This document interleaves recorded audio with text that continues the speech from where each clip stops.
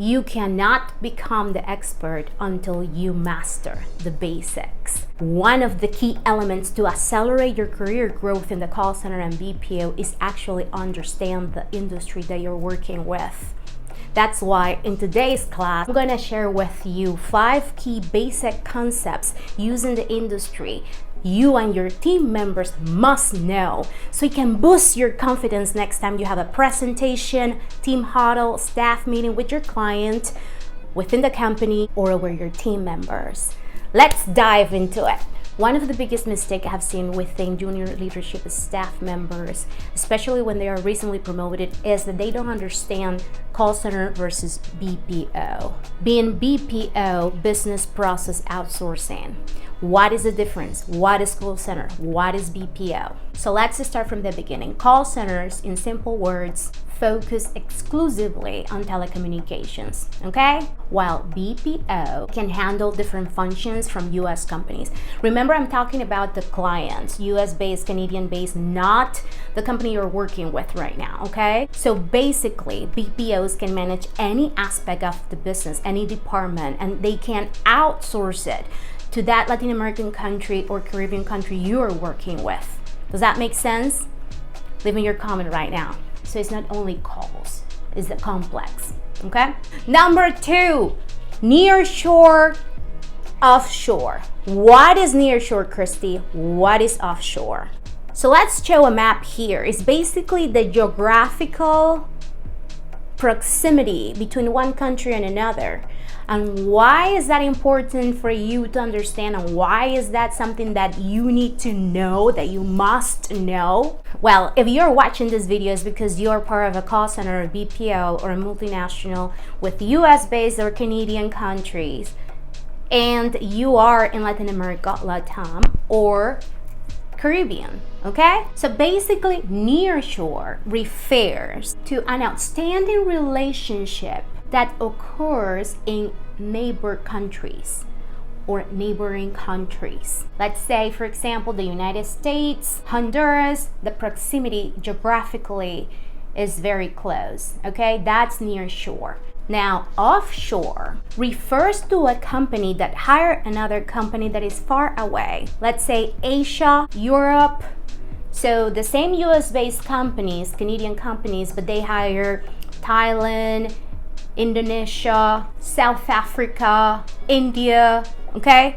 Geographically, that's far away from the United States or Canada. So most of the times there is some differences, and this is why you should know this. There is multiple benefits and reasons why a company hires a nearshore versus an offshore in US-based companies and Canadian. One of the biggest ones is the tremendous opportunity of development of the operation itself and scale the company and the organization, meaning growth, profitability, money. Obviously, that's going to depend on the company's strategy. Again, this is about the client and not about the company you're working with. But in addition to the geographical proximity, labor cost expenses is way less.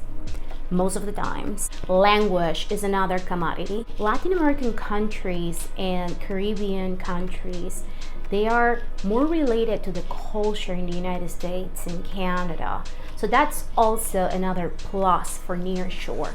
Sometimes people from Asia, Europe, they don't even know certain things of the United States, or they are not related to that. That can create a huge disconnect. When we talk about the overall customer experience, I'm talking about the final customer, not the client, and engagement and retention. But we're going to talk about that in another class. And of course, the time zones are also a little bit more reasonable and better when it comes to business. Number 3, LOBs. What is LOBs? Line of business, or businesses if you put the S at the end. So let me find like a simple way to transmit this for you.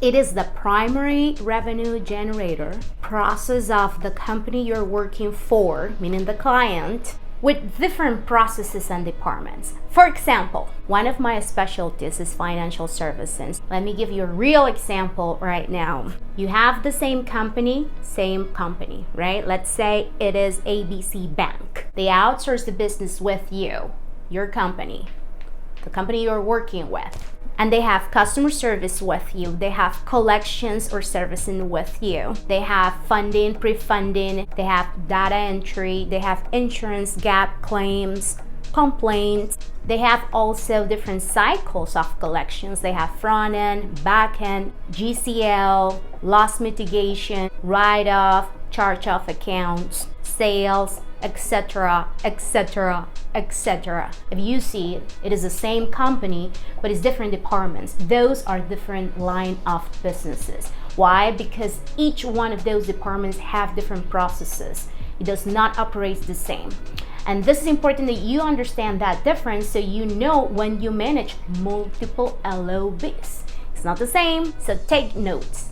Number 4, verticals. Well, Christie, isn't LOB the same as vertical? No. Vertical refer to the industry that your client or clients work in, okay? What does this mean? Are they financial services? Are they hospitality? Are they insurance? Are they medical? Are they telecommunications? Transportation logistics?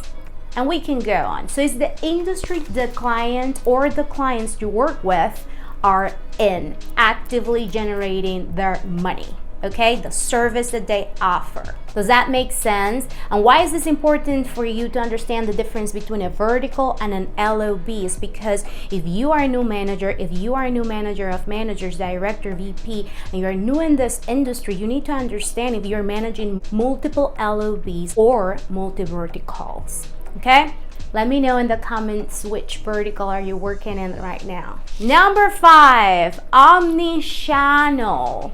And what is an omni-channel in simple terms? In simple words, everything omni in one channel. That's omni-channel. For example, VoIP telephony system, call blasting, texting messaging, social messaging, Facebook, Instagram, virtual faxing, email, web configuration or web assist, live chat messaging. So it's basically having multiple channels of communication with the final customer, not the client itself, but the customer who is the consumer, the one who is using the service we're offering or we're providing support, delivering in one platform most of the time. The system or the software that support that can include telephony too, okay? So you leave the notes in one, put it all together so it contributes at the end to the overall first call resolution and customer experience and engagement, because you can solve everything in one platform and it's easy to just go back and see where is the status of each thing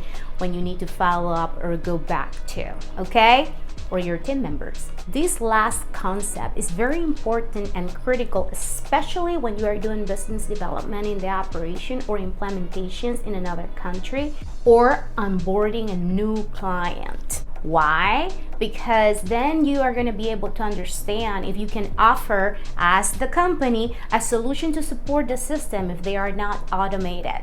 Also, it's going to help you assess where are they at with their own processes internally and how hard or easy it's going to be for you to deliver the service they want, meaning the client. So let's recap. Number 1, the difference between call center and BPO. Number 2, near shore and offshore. Number 3, LOBs. Number 4, verticals. And 5, omnichannel. Knowledge and self-development are critical components to boost your career growth because it impacts directly the confidence in which you deliver a message within your company, with your client, and with your team members. It not only helps to build trust quickly, but it also translates to scale your business operation, meaning growth and expansion. And who is not happy with that? If you want a copy of this 5 basic concepts of the call center and BPO industry for yourself, I decided to include those for free in my next career accelerator, which is going to be in March. Attention to the classes coming up because I'm going to have a free bonus special for our community here in One Journey TV. So if you haven't subscribed yet, subscribe so you can receive the notifications. Leave me your comment. Share this video with somebody that is new in the industry. And if you like this video, check out next class for next week, because we're gonna go through the acronyms that you and your team members must know if you are in the call center and BPO industry this year. It has been a pleasure for me to serve you and share my knowledge with you. Thank you so much for watching, and see you next week. Ciao, ciao.